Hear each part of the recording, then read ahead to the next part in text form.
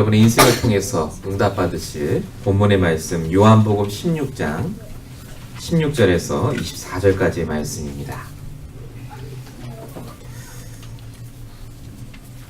이번 한 주간 동안 그리고 평생을 거쳐서 응답받으실 언약의 말씀 요한복음 16장 16절에서 24절까지의 말씀을 제가 봉독해 드리도록 하겠습니다. 조금 있으면 너희가 나를 보지 못하겠고 또 조금 있으면 나를 보리라 하시니 제자 중에서 서로 말하되 우리에게 말씀하신 바 조금 있으면 나를 보지 못하겠고 또 조금 있으면 나를 보리라 하시며 또 내가 아버지께로 감이라 하신 것이 무슨 말씀이냐 하고 또 말하되 조금 있으면이라 하신 말씀이 무슨 말씀이냐 무엇을 말씀하시는지 알지 못하노라 하거늘 예수께서 그 묻고자 함을 하시고 이르시되 내 말이 조금 있으면 나를 보지 못하겠고 또 조금 있으면 나를 보리라 하므로 서로 문의하느냐.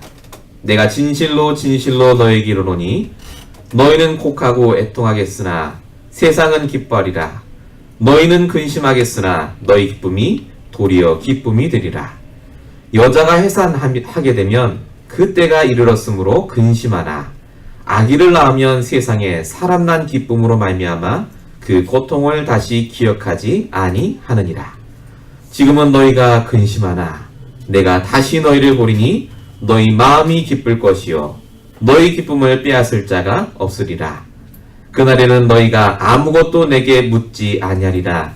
내가 진실로 진실로 너희에게 이르노니 너희가 무엇이든지 아버지께 구하는 것을 내 이름으로 주시리라. 지금까지는 너희가 내 이름으로 아무것도 구하지 아니하였으나 구하라. 그리하면 받으리니 너희 기쁨이 충만하리라. 아멘. 오늘 저와 여러분이 같이 받으실 말씀의 제목 너희 기쁨이 충만하리라 라는 제목으로 함께 말씀을 받도록 하겠습니다. 여러분들께서는 언제 기쁨이 충만하십니까? 무엇 때문에 기쁘시고 무엇 때문에 슬프십니까? 그 슬픔과 기쁨의 기준이 내게 일어나는 일들 때문이라면 저와 여러분은요 그 기쁨과 슬픔이 잠시 잠깐일 뿐입니다. 영원하지 않죠. 그 감정적인 것 때문에 에너지를 소비하시고 이 땅에 사시는 동안 힘들 수밖에 없습니다. 기쁘게 살고 싶어서 이 땅에 오셨고 결혼하시고 아이를 낳고 사시는데 사실상 늘 기쁘게 사는 사람은 없습니다. 그 이유가 뭐겠습니까? 사람들이 갖고 있는 문제 때문에 그렇고요. 성도도 그런 기쁨이 없는 이유는 나의 말씀이 없기 때문에 그렇습니다. 오늘 본문은 제자들이 예수님께 말씀을 듣는 장면입니다. 이제 이 말씀을 마치시고 예수님이 십자가에 달려 돌아가시게 됩니다. 완전히 낙담하고 지금 기쁨이 없는 상태에 있는 제자들에게 오늘 예수님이 기뻐하라고 하십니다. 전혀 현실하고 맞지 않습니다. 예수님 본인도 십자가에 지금 달리실 거거든요. 기뻐할 일이 하나도 없어요. 근데 기뻐하라고 하십니다. 내가 가지만 성령님이 오실 것이다. 너희들이 내 이름으로 기도하면 기쁨이 충만할 것이다. 별로 도움이 안 되는 것 같습니다. 십자가에 안 달리시면 좋을 거 아닙니까? 제자들 말대로 예수님이 이스라엘의 왕이 돼서 한 자리씩 하면 얼마나 기쁠 것 같습니까? 근데 예수님이 말씀하시는 오늘 이 말씀은요 그런 육신적인 말씀이 아닙니다. 정말로 우리가 무엇 때문에 기뻐해야 되고 무엇 때문에 슬퍼해야 되는지 바로 깨닫는 시간이 되길 원합니다. 그래서 나의 말씀이 중요합니다. 나의 말씀이 있을 때 내게 오는 기쁨이 있습니다. 나의 말씀이 없으면 그 기쁨이 계속 갈 것 같지만요 절대 가지가 않습니다. 이 제자들이 3년이나 예수님을 따라다녔습니다. 한 분을 따라다녔어요. 계속 말씀을 들었습니다. 근데 3년이나 따라다닌 결과가 나의 말씀이 없습니다. 예수님 말씀을 그냥 고지고대로 들었어요. 그래서 슬퍼했습니다. 저와 여러분은 어떻습니까? 주일날 여러분 나오셔서 말씀을 들으시는데 나의 말씀을 붙잡지 않으면 여러분들이 월요일부터 토요일까지 사시는 그 모든 일들 속에 그냥 기쁘고 슬픈 일밖에 없으세요. 그게 정말 기쁜 일이고 슬픈 일인지 판단할 수 있는 기준이 나의 말씀에서부터 나오셔야 됩니다. 복음 기준이요.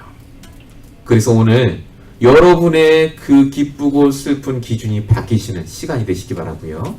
오늘도 복음 때문에 기쁘고 이 복음 때문에 정말로 하나님 주신 평안을 누리시는 축복된 날이 되시길 축원드립니다. 첫 번째입니다.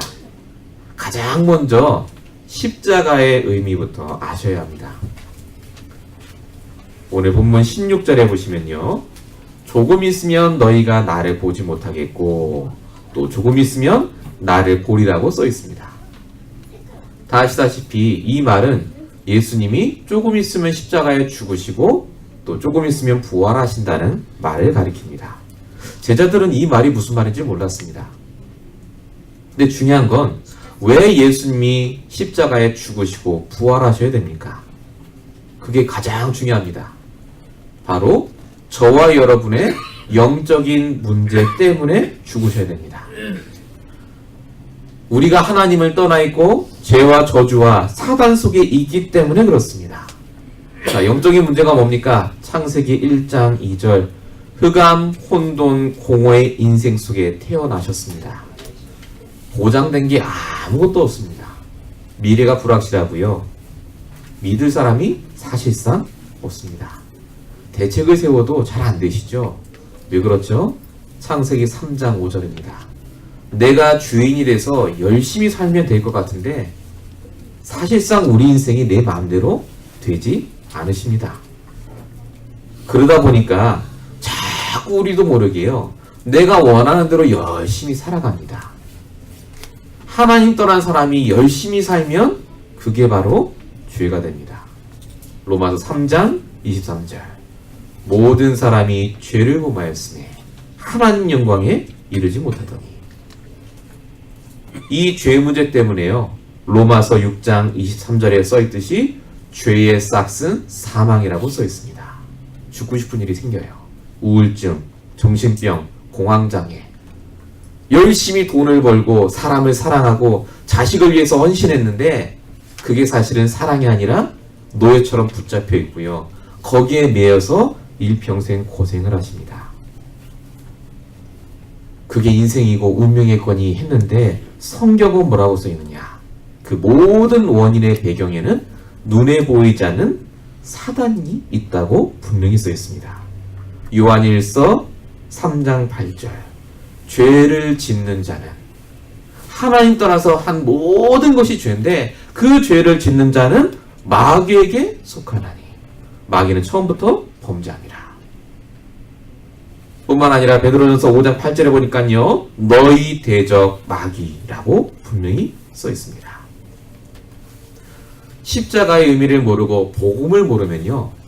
우리도 모르게 운명 사주팔자 속에 계속해서 이 영적 문제 속에 빠져 결국은 교회를 다녀도 교회 축복을 못 누리고 성경을 읽어도 그 성경이 말하는 그리스도를 모르고 결국 일평생 살다가 죽을 수밖에 없습니다.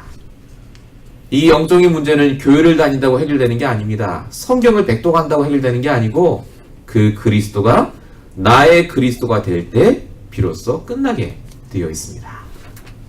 로마서 5장 8절입니다. 우리가 아직 죄인 되었을 때 그리스도께서 우리를 위해 죽으심으로 하나님께서 우리에 대한 자기 사랑을 확증하셨느니라. 그 복음을 주신 그리스도가 당시의 제자들과 함께 있었고요. 그리스도가 부활하신 다음에 성령으로 이 땅에 오셨고 지금 그 그리스도가 성령으로 저와 여러분과 함께하고 계십니다. 이유가 있습니다. 십자가의 복음만 알라고요. 다른 복음은 없다고 성경이 분명히 써 있습니다. 이 십자가의 복음이 아니면 저와 여러분이 무엇을 했든지 간에 무슨 대학을 나오시고 얼마나 잘 사셨고 어떤 종교를 믿었든지 간에 관계없이 영적 문제 속에 빠질 수밖에 없는 우리가 나오시는 길은 십자가 외에는 없습니다. 십자가의 의미를 알 때 그래서 기뻐요. 그 그리스도가 나의 그리스도가 될 때 내게 오는 다른 기쁨이 있습니다. 중요한 건 제자들이 지금 앞에 예수님이 계심에도 불구하고요, 기쁘지 않았습니다. 오늘 본문 17절, 18절에 보시면 조금 있으면 나를 보지 못하고 조금 있으면 나를 본다. 내가 아버지를 껴간다.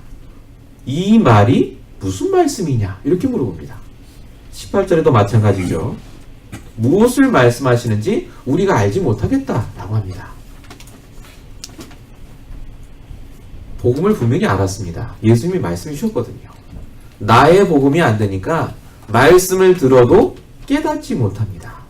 심지어 조금 있으면 이라는 말이 3번이나 나옵니다. 근데 몰라요. 이게 무슨 말인지. 이 조금 있으면 이란 말이 진짜 조금 있으면 그 말입니까? 조금만 가면 돼요. 그거 아니잖아요. 십자가에 달려 죽으실 그 시간표를 말합니다. 하나님이 우리를 구원해 주실 그 시간표. 근데 그 시간표도 모르고 그 십자가의 의미도 제자들은 깨닫지 못했습니다. 많은 사람이 교회를 다닙니다. 성경도 너무 잘 압니다. 근데 뭐만 모릅니까? 십자가의 도만 모릅니다. 고린도전서 1장 18절. 십자가의 도가 멸망하는 자들에게는 미련한 것이요 구원받은 우리에게는 하나님의 능력이라.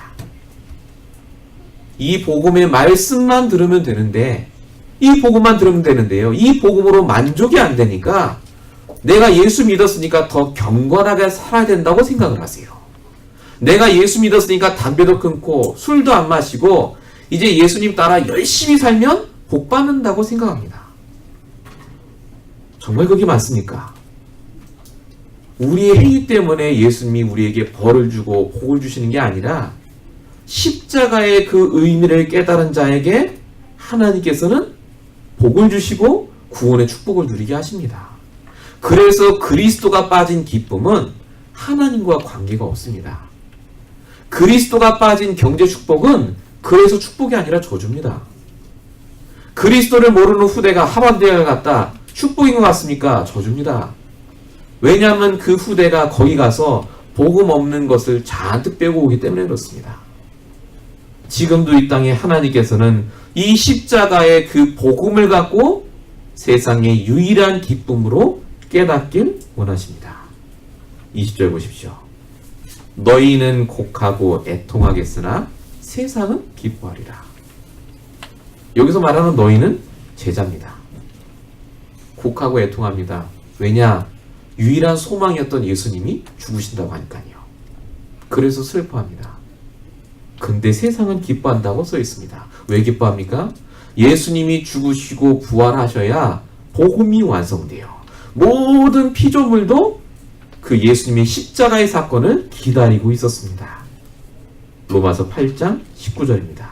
피조물에 고대하는 바는 하나님의 아들들의 나타나는 것이니 라고 써 있습니다. 예수님이 십자가의 사건을요, 모든 만물이 기다리고 있었습니다.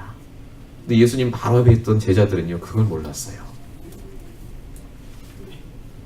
진짜 복음이 나의 복음이 되면 그게 우리의 유일한 기쁨으로 바뀌기 시작하면 다른 기쁨들은요, 그닥 가치가 없습니다. 돈이 생기면 기쁘죠. 자식이 잘 됐으니까 기쁩니다. 근데 그게 우리의 영원한 기쁨이 아닙니다. 십자가의 복음이 나에게 있을 때 우리의 근심이 기쁨으로 바뀌기 시작합니다. 20절에 보세요. 끝에 너희는 근심하겠으나 너희 근심이 도리어 기쁨이 되리라. 우리가 전에 근심하던 것이 기쁨으로 바뀝니다. 내 과거의 상처가 복음 때문에 기쁨으로 바뀐다니까요. 상처를 잊는 게 아닙니다. 아이고 내가 그 남자랑 결혼해서 지금 이렇게 고생한다면서. 하나님이 돌아가셨습니까? 아닙니다. 내가 어쩌다가 저런 집에 태어나서 이런 상처를 갖고 있을까? 아닙니다. 전에는 우리가 그것 때문에 근심하고 곡했다니까요. 늘 힘드셨습니다. 근데 십자가의 의미를 깨닫는 그 순간 그 모든 게 우리의 기쁨으로 바뀝니다. 왜 그렇습니까? 그 문제와 사건이 그리스도의 십자가의 복음이 아니면 안 되기 때문에 내가 그 중에 택함 받았구나. 아, 하나님이 내게 복음 때문에 이 사람들이 모르는 기쁨을 깨닫게 하시는구나. 이게 깨달아지기 시작합니다. 제가 아는 한 분께서요, 미국에 이민 오셨는데 아이가 없으셨습니다. 3번이나 임신하셨는데 3번 다 유산하셨어요. 얼마나 마음에 한이 드시겠습니까? 이분이 미용을 하시는 분이거든요. 미용하시고 얼굴도 이쁘시고 되게 좋으세요. 근데 돈도 있고 집도 있고 다 있는데 아이가 없어요. 3번이나 유산하셨으니까 남편도 포기했고 늘 마음속에 그것 때문에 상처가 딱 있으신 거예요.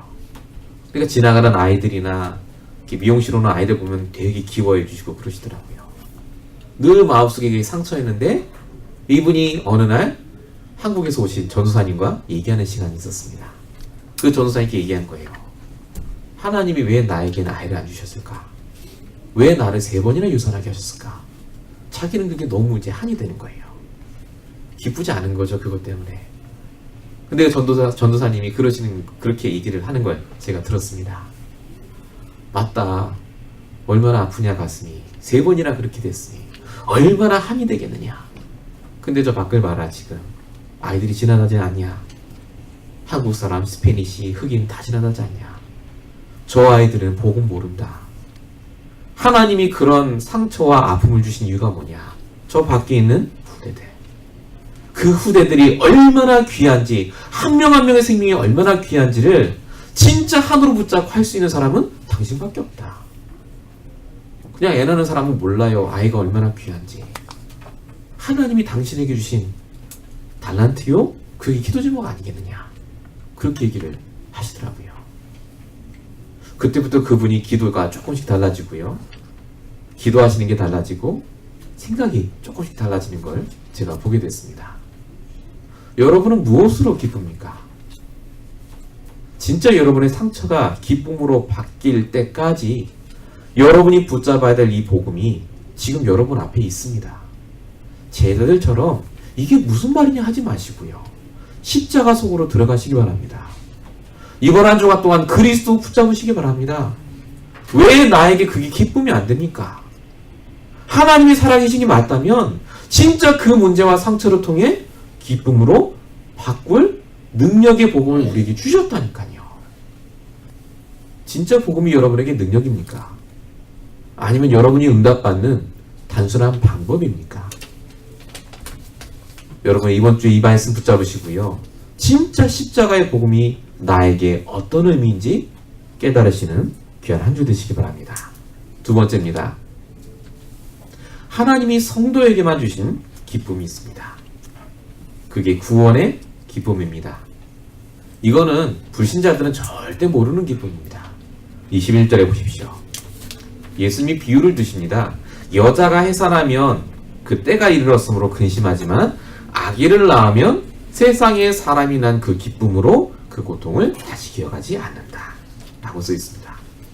이게 구원에 대한 기쁨을 말합니다. 여자가 아이를 낳기 전까지는 굉장히 근심하고 두려워하죠. 저는 남자이기 때문에 잘 모릅니다만 그런 것 같아요. 첫째를 낳는 분들은 대부분 그렇더라고요. 근데 아이를 낳고 나면 그 전까지 그렇게 심하게 아프고 고통했던 걸 싹 다 잊고 빨리 둘째를 낳아야 되겠다면서 이런 분 많이 만나봤습니다. 아이를 낳는 게 상처가 아니잖아요. 그게 오히려 기쁨으로 바뀝니다. 왜죠? 생명이 나왔기 때문에 그렇습니다. 나를 닮은, 나를 통해 하나님이 주신 그 생명을 내가 맛봤기 때문에 그렇습니다. 우리가 진짜 구원을 받았다는 말은요, 하나님이 우리에게 그 생명을 주시고 나를 통해 그 십자가가 진짜 증거될 수 있는 사람들을 허락하셨단 말입니다. 저와 여러분이 그래서요, 하나님께서 우리의 모든 고통을 십자가에 끝내시고 우리가 고통받는 게 아닙니다. 이제 우리를 통해서 사람이 태어나는, 생명이 태어나는 그 축복만 우리에게 남겨놓으셨습니다. 그래서 베드로전서 2장 24절에 보면요, 친히 나무에 달려 그 몸으로 우리의 죄를 담당하셨다라고 분명히 적혀져 있습니다. 우리가 구원받았다는 말은요, 더 이상 우리에게 고통 근심할 거리가 사라졌다는 말입니다. 목사님 고통할 거 아직 있는데요. 있죠. 아직 다 끝냈다 하셨는데. 자, 22절에 보십시오. 지금은 너희가 근심하나 내가 다시 너희를 보리니 라고 써 있습니다. 예, 제자들이 요 말을 하는데 못 알아들었습니다. 문제를 다 끝내셨는데 더 이상 고통 근심할 게 없는데 제자들이 근심한 이유는 예수님이 달리실 십자가가 예수님 거지 내 게 아니에요. 예수님이 죽는다는 거지 내가 죽는 게 아니거든요. 근데 그 예수님의 십자가가 나와 관련이 있습니다. 이걸 몰랐기 때문에 근심하고 문제가 끝나지 않았다고 생각을 했습니다. 예수님께서 십자가에 달리시고 그 십자가 사건의 영향이 제자들과 지금 우리에게 미쳐서요. 우리가 하나님께서 주시는 그 기쁨을 맛보게 되어 있습니다. 뭐라고 써있죠? 오늘 여기 보니까 22절에 내가 다시 너희를 보리니 라고 써있습니다. 하나님이 매일마다 우리를 보러 오세요. 말씀으로. 그냥 예수의 십자가가 아니라 나의 십자가, 나의 그리스도가 되면 하나님이 나를 보러 오십니다. 그럼 어떻게 된다고요? 너희 마음이 기쁠 것이고 그 기쁨을 빼앗을 자가 없을 거라고 써 있습니다. 이걸 다른 말로 복음으로 충분한 상태라고 합니다. 복음으로 행복한 상태라고 합니다. 내가 그래서 복음의 말씀 안에 있기만 하면 이 그리스도로 인한 감사와 감격이 넘치게 되어 있습니다. 다시 질문해 드립니다. 무엇으로 내가 기쁩니까? 지금까지 내가 제일 기뻤던 경험이 언제입니까? 저는요, 구원받은 것 때문에 기쁘다는 사람 많이 만나봤습니다. 근데 옛날에 기쁜 것 뿐이에요. 오늘도 여러분 구원받은 것 때문에 기쁘십니까? 정말로 그 그리스도의 십자가가 나와 관계가 있습니까? 초대교회 성도들은요, 특별히 바울은 그랬던 것 같아요. 고린도후서 4장 8절 우리가 사방으로 우겨쌈을 당하여도 쌓이지 않고 답답한 일을 당하여도 낙심하지 않는다. 바울의 상태입니다. 이 바울이 구원받고 감사한 정도가 아니라요, 그 상태가 지속이 됐습니다. 그러니까 답답한 일을 당해도 답답하지 않는다고 오늘 여기 써 있습니다. 심지어 고린도후서 6장 10절에는요 뭐라고 써 있느냐? 근심하는 자 같으나 항상 기뻐하고 가난한 자 같으나 부유하고 아무것도 없는 자 같으나 모든 것을 가진 자로다. 이렇게 써 있습니다. 우리가 갖고 있는 이 복음만 갖고 있으면 하나님이 이 축복을 그대로 우리에게 주시게 되어 있습니다. 정말로 모든 걸 다 갖고 계십니까? 아무 문제 없습니까? 거듭 말씀드립니다. 문제는 있는데 그 문제가 나와 상관이 없다니까요. 그게 안 되면 절대로 하나님 주신 이 기쁨이 나의 것이 되지 않으십니다. 그래서 베드로가 사도행전 3장 6절에요. 내게 있는 것으로 내게 주노니 나사렛 예수님 일어나 걸으라고 합니다. 이게 전도인데요. 내게 있는 게 뭐냔 말이죠. 맞아요. 복음입니다. 그리스도죠. 근데 정말 그리스도의 지식만 전달했다고 생각하십니까? 구원의 길 그려줘서 그 사람이 구원받았다고 생각하십니까? 아닙니다.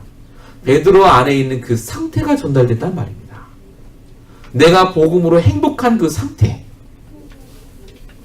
그래서 바울이 로마서 1장 16절에 내가 복음을 부끄러워하지 않는다고 써 있습니다.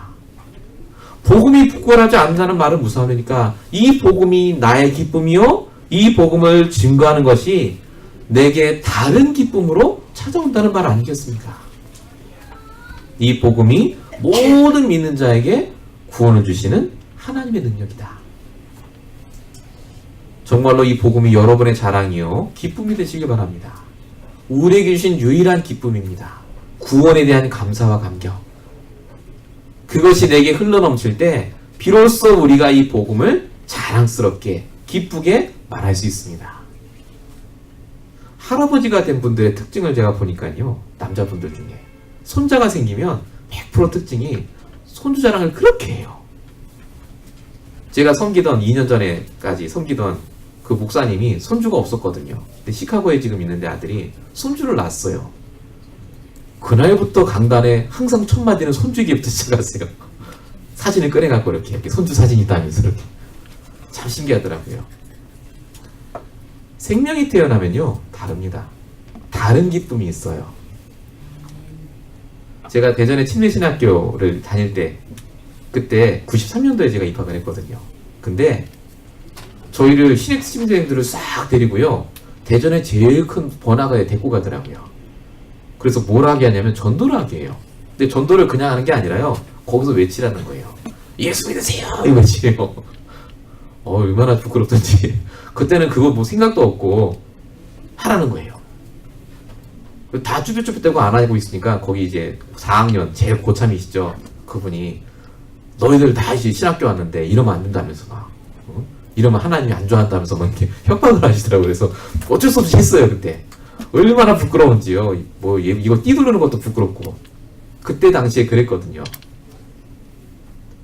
제게 있는 게 기쁨이 아니었으니까 복음이. 그냥 예수 믿으면 복 받고 그냥 내가 예수 믿으면 편안하고 그냥 그 정도였거든요. 기쁨도 아니고 제 자랑도 아니었습니다. 제가 미국에 와서 2001년, 2002년 여기 LA에 이제 2004년도쯤에 제가 오게 돼서 여기서 이 말씀을 듣고 본격적으로 제가 이 복음 속에 들어오게 되는데요. 말씀을 들으면 들을수록 너무 이상한 거예요. 복음이 더 이상 부끄럽지가 않아요. 제가 가진 영적 문제를 해결할 수 있는 유일한 길이 복음이다 깨달아지니까요. 그때 당시에 제가 교회 2층에 살았거든요. 벙커베드에서. 같이 살던 분도 계세요 여기. 근데 새벽 예배, 수요 예배, 금요 예배, 주일 예배 참석하면서요 계속 말씀 듣는데 기쁜 거예요. 돈도 없고 미래도 불투명하고 아무것도 없는데 너무나 신기하더라고요. 상태가 바뀐 거죠. 저도 모르게. 자, 그러다가 처음으로 제가 전도라는 걸 나갔어요. 전도 캠프. 제가 어디 갔냐면요. 요 근처에 할아버지 할머님들 계시는 병원으로 갔습니다. 거기서 할머님을 처음 만나 뵙고 제가 복음을 전했는데 저는 그분이 복음 안 듣고 영접 안 할 줄 알았거든요. 너무 잘 듣고 영접을 하시는 거예요. 제 손 붙잡고 너무 고맙다 하시는데 처음으로 영접을 하신 거죠. 저를 통해서. 야, 신기해요. 그 기쁨은요 제가 지금도 말을 못합니다. 다른 기쁨이 저에게 다 와요. 내게 있는 게 전달이 되니까. 딱 들은 생각이 뭐냐? 아, 오늘 한 건 했어. 그게 아니라니까요. 기뻐요. 내게 주신 이 기쁨, 복음에 대한 기쁨이 저 사람에게도 전달되니까요 얼마나 기쁜지 모르더라고요. 하나님이 여러분에게 그 기쁨을 주셨습니다. 복음에 대한 기쁨. 남들과 바꿀 수 없는 그 복음에 대한 감사와 감격을 여러분에게 다 허락하셨습니다.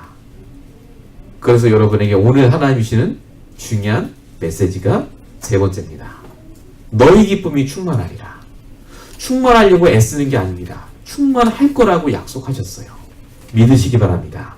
23절입니다. 내가 진실로 진실로 너에게 이르노니 너희가 무엇이든지 아버지께 구하면 내 이름으로 주실 것이다. 요 말을 오해하죠. 뭐든지 예수님을 기도하면 줄 거라면서. 그 얘기가 아닙니다. 22절이 될 때 23절이 된다는 말입니다. 22절이 뭐죠? 복음으로 기쁨이 충만한 상태 속에 있는 사람이 아버지께 구할 때. 그 얘기입니다. 제가 전에도 말씀드렸는데요. 정말로 아버지 어머니 사정을 알면 무리한 요구를 하지 않습니다. 애 때는 아버지 어머니한테 그 상황 신경 안 쓰고 이것저것 사달라 한다니까요. 아무거나 막 비싼 것도. 근데 잘하고 철이 들면 그 얘기 안 합니다. 아니까요. 진짜 하나님 마음속에 있는 걸 알게 됩니다. 우리가 진짜로 하나님의 복음 속에 들어오면 복음으로 충분한 상태가 되면 하나님께 구하는 게 달라져요. 뭘 구해야 됩니까? 그것이 달라지고 하나님이 우리에게 주시는 축복으로 가득하게 되어 있습니다. 마태복음 7장 11절. 너희가 악할지라도 좋은 것으로 자식에게 줄 알거든. 하물며 하늘에 계신 너희 아버지께서 구하는 자에게 좋은 것으로 주시지 않겠느냐. 좋은 걸 주세요. 우리가 복음의 상태 속에 있을 때. 그래서 어떻게 말씀하셨습니까? 내 이름으로 구하라고 23절 후반부에 그리고 24절에 내 이름으로 구하라고 분명히 말씀하고 계십니다. 제자들이 내 이름으로 근데 구하지 않은 것 같아요. 그때까지. 24절에 내 이름으로 아무것도 구하지 아니하였으나 이렇게 써 있잖아요. 안 구한 거 아닙니다. 분명히 구했어요. 기도했습니다. 근데 말씀드린 대로 그리스도를 모르는 상태에서 기도한 것은 기도가 아닙니다. 나를 위해 구하신 거죠. 물 떠놓고 빈 것과 똑같습니다. 그리스도가 빠진 기도는 그래서 그리스도라는 그 이름이 주문이에요. 끝에 예수님을 기도합니다. 아멘 이러면 기도한 걸로 착각하신 겁니다. 절대 그 말이 아닙니다. 우리가 진짜로 그리스도를 모르면 그래서 기도가 내 공로가 돼요. 내가 40일 금식 기도를 3번 했다면서. 저 그런 분 많이 만나뵀습니다. 내가 매일마다 새벽 기도를 단을 싼다면서. 죄송합니다만 단을 싼다는 말은 그때 쓰는 게 아닙니다. 단이란 말은 실제로 돌을 쌓는 거예요. 기도하셨겠죠. 너무나 훌륭하고 감사하지만 그리스도가 빠진 기도는 내 공로가 되고 그것 때문에 응답을 달라고 하시게 됩니다. 그래서 그리스도의 이름으로 기도하면 어떻게 되느냐? 마가복음 11장 24절에 응답이 옵니다. 진짜 그리스도를 알고 기도하시면요. 마가복음 11장 24절 무엇이든지 기도하고 구하는 것은 받은 줄로 믿으라. 요게 돼요. 진짜 그리스도로 기도하셨으면. 그리하면 너에게 그대로 되리라. 기도는 응답 달라고 하는 게 기도가 그래서 아닙니다. 기도는 응답을 주신 걸 확인하는 게 기도입니다. 응답 주셨어요. 그리스도라는 응답을 주셨고 그 그리스도가 우리에게 기쁨이 충만하도록 모든 걸 부어주셨습니다. 그래서 24절 구하라. 그리하면 받으리니 너희 기쁨이 충만하리라. 뭘 구해야 됩니까? 하나님이 주신 복음으로 충분한 상태 속에 있을 때 하나님께 무엇이든 구하시기 바랍니다. 무엇이든 구하시면 돼요. 그러면 우리의 기쁨이 충만하도록 복음의 유익한 방향으로 응답하십니다. 그래서 돈이 생기는 게 응답이 아니고요.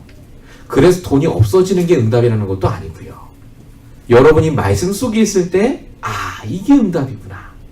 이게 진짜 내가 기뻐야 될 조건이구나가 깨달아집니다. 바울은요. 빌립보서 4장 4절에 감옥 안에서 뭐라고 얘기하느냐. 주 안에서 항상 기뻐하라. 내가 다시 말하노니 기뻐하라 하고 써 있습니다. 감옥 안에 있는 사람이 뭐가 기뻐요? 근데 오히려 밖에 있는 사람한테 기뻐하라고 합니다. 심지어 고린도후서 12장 9절에 보니까요. 바울이 나의 여러 약한 것들을 자랑하니 내가 그것 때문에 크게 기뻐한다. 이렇게 써 있습니다. 문제 온 게 기쁘대요. 정신 이상한 거 아닙니까? 그 말이 아닙니다. 바울이 나의 말씀이 있고 나의 복음이 있으니까요. 그 연약함과 내 문제가 고린도후서 12장 9절 끝에 보시면 이는 그리스도의 능력이 내게 머물게 하려 함이라. 이렇게 써 있습니다. 복음이 아니면 안 되는 그 그리스도의 능력이 내가 날마다 내게 있게 하기 위해서 하나님이 그 문제를 주셨구나. 그러니까 깨달아지는 겁니다. 여러분 이 상태 속에 들어가시기 바랍니다. 그래서 하박국서의 말이 그제서야 이해가 됩니다. 여러분 너무나 잘 아시는 하박국 3장 17절 18절 다 아시죠 여러분? 무화과 나무가 무성치하고 포도나무 열매 없고 이거 아이들 찬양도 있습니다. 밭에 열매가 없고 우리의 양이 없고 외양간에 송아지가 없고 다 없어도 나는 여호와로 인해 기뻐한다. 저와 여러분이 그래서 오늘도 복음으로 충분한 상태 속에 들어가시면 내가 보입니다. 내가 뭐 때문에 기뻐하는지, 내가 뭐 때문에 슬퍼하는지. 결론입니다. 오늘은 기쁨이라는 주제를 갖고 같이 나누게 됐는데요.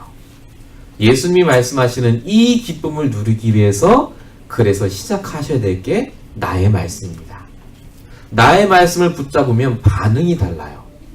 자, 29절에서 30절까지를 보시면요. 오늘 본문입니다. 안 읽었죠, 저희가? 나의 말씀을 붙잡은 제자들의 반응이 써 있습니다. 뭐라고 써 있죠? 지금은 밝히 말씀하시고 비유로 아니하시니 이로써 하나님께로부터 나오심을 우리가 믿습니다. 나의 말씀이 붙잡아지면 믿어집니다. 더 이상 애매한 말씀이 아닙니다.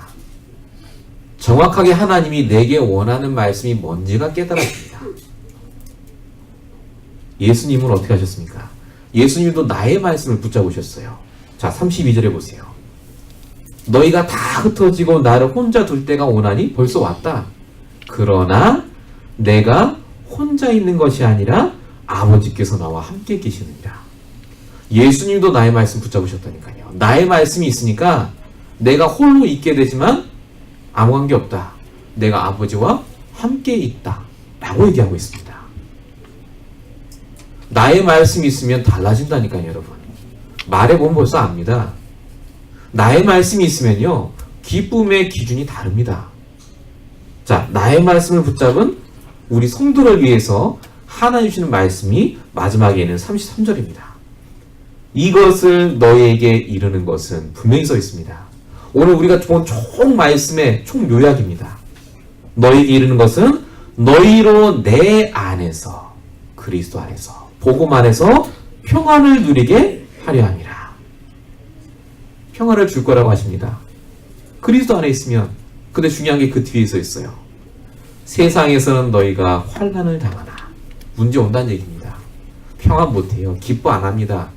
근데 담대하라. 내가 세상을 이겨노라. 말씀이 있을 때 세상이 이깁니다. 나의 복음이 있을 때 세상을 이기세요. 이 말씀과 복음이 아니면 교회 다 똑같아 보입니다. 에이, 말씀 다 똑같지 뭐. 복음 뭐 다 아는 건데. 정말 그렇습니까, 여러분? 밖에 나가 보세요. 여러분 주위를 보십시오. 정말로 기쁨 없습니다. 평안이 없습니다. 행복이 없다니까요. 우리가 오늘 이 자리에 모인 목적이 뭐냐? 행복하자가 아닙니다. 행복이 충만하도록 하시리라고 약속하신 하나님 언약을 붙잡으라고 모였습니다. 너의 기쁨이 충만하리라. 기쁘려고 노력하지 마시고요. 말씀 붙잡으세요. 언약을 붙잡으세요. 그러면 여러분을 통해 그 기쁨과 평안이 전달될 줄로 믿습니다. 이 축복을 꼭 누리시길 예수님으로 축원드립니다. 우리 말씀 붙잡으시고요. 1분간만 잠시 기도하겠습니다. 우리 오늘 들으신 말씀, 많은 말씀 들으셨는데요. 한 단어, 한 문장 생각을 가지고요. 하나님, 정말로 이 시간 나의 기쁨, 나의 소망, 나의 모든 것이 복음으로부터 흘러나오도록 역사해달라고 우리 1분간만 같이 합심으로 함께 기도하겠습니다. 같이 기도하겠습니다. 살아계신 하나님 감사합니다. 우리 성도들에게 지금 이 시간 역사하여 주십시고 이 강단의 말씀이 나의 말씀이 되게 하여 주십시고 날마다 기쁠 수밖에 없는 영적인 비밀을 소유할 수 있도록 주님 역사하여 주십시오. 하나님, 이것을 우리에게 이르는 것이 날마다 그리스도 안에 주시는 이 평안함과 감사함이 회복되게 하신 줄로 믿사오니 우리 성도님들 한 주간 사실 때에 하나님 정말로 이 시간 주신 말씀이 답이 되게 하시며 평생을 살아가며 느끼지 못했던 그 참 기쁨과 감사가 회복될 수 있도록 역사하여 주시옵소서. 그리스도로 인하는 감사와 기쁨이 넘치게 하시며 모든 현장에서 하나님이 축복 누릴 수 있도록 하나님이 말씀을 성취하시고 역사하여 주시옵소서. 오늘도 함께 하시고 능력으로 역사하여 주시옵소서. 제가 기도하겠습니다. 살아계신 하나님 감사합니다. 오늘도 좋은 말씀이 아니라 우리에게 꼭 필요한 말씀으로, 생명의 말씀으로 오늘 강단의 말씀을 허락하심에 감사합니다. 하나님, 우리에게는 모든 상처와 문제가 기쁨의 증거로 바뀌게 하여 주시고 정말로 날마다 복음으로 충분한 상태 속에서 우리의 기쁨이 충만케 하여 주시며 오늘도 하나님이 주시는 말씀을 통하여서 정말로 하나님께서 주시는 기쁨으로 충만하도록 주님 역사하여 주시옵소서. 오늘 말씀이 우리에게 사실적으로 다가오게 하시며 나에게 구체적으로 적용될 수 있도록 역사하여 주시옵소서. 하나님이 하실 일들을 바라보게 하시고 한 주간 동안 모든 일 가운데 날마다 말씀으로 기뻐하게 하실 줄로 믿사오고 우리 원하신 예수 그리스도로 감사하며 기도했습니다. 아멘.